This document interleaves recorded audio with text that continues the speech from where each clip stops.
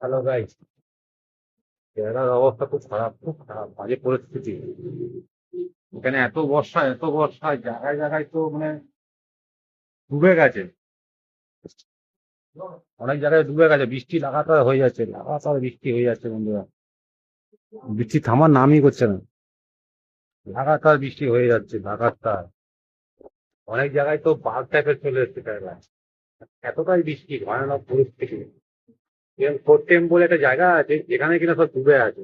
কোট্টেম, কোট্টেম পুরো জলের তলে চলে গেছে বলতে পারো। খুব বাজে পরিস্থিতির মধ্যে আছি বন্ধুরা।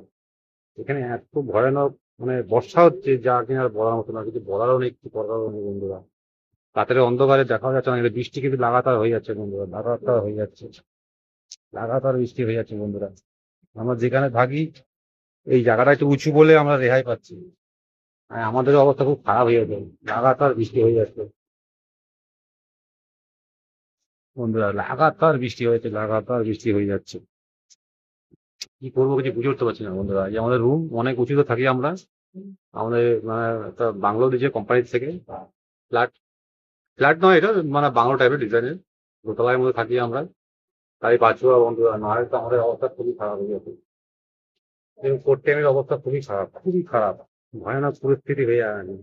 আপনারা দেখতে পাচ্ছেন বেশিরভাগই নিউজে, এতটাই খারাপ পরিস্থিতির মধ্যে আমরা এখন আছি।